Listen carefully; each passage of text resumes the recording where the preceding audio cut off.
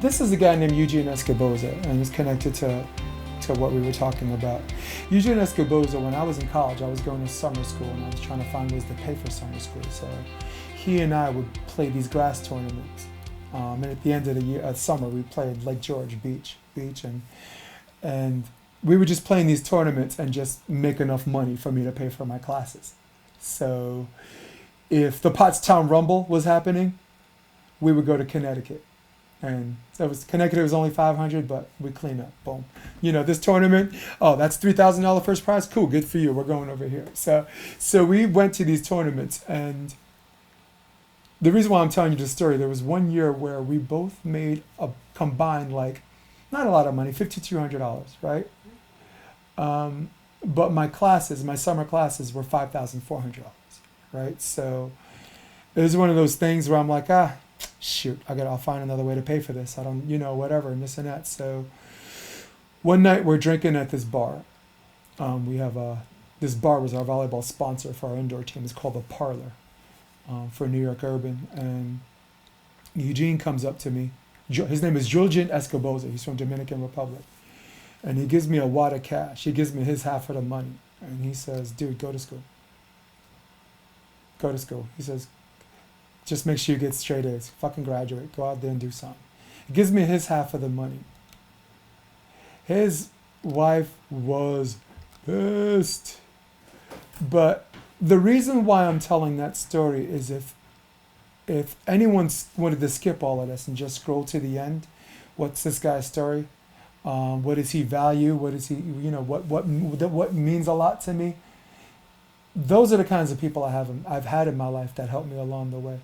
This guy gave me his half of the money, $2,600. And the way I grew up, okay, we're in South Bay, whatever. I don't know, these kids could spend that on a bike or whatever. $2,600 is a lot of money. $5,200 is a lot of money. That class at that time cost a lot of money. He gave me his half of the money. And he didn't even think about it. He wasn't Cain, like, this is God, I gotta do what he says because he's God. No, he was able. He was a cheerful giver. Oh, I get a chance to do something really cool for somebody that I like. So if anyone wants to know what I value, if anyone wants to think, is this guy really, what's his agenda? Nobody does something for nothing. It's not true. Look, at the end of the day, we're all going to want something. That's just being a person, and it's just how the game is played. But that's who I hang out with. That's who I am. And if anyone, my circle's tight. My circulation is wide, but my circle's tight. If you want to even be in this circle, sniff this circle, or want to know what that's about, that's where you have to be. That's the kind of person you have to be. That dude didn't have that money. That's money he doesn't have. That's 3 months rent. Gave it to me so I could finish school. Because he wanted something for both of us. And what did I do? Do you think I got anything less than an A in any summer school class that I've ever had to the day I die? I'm gonna remember that stories. But that's what I'm about. And for the people that play the sport, that's at the end of the day, you're looking at the sport to save you because it's your escapism. But for those of you who continue to use this as your escapism, for those of you where your escapism becomes your career, you need something else because the job won't save your ass.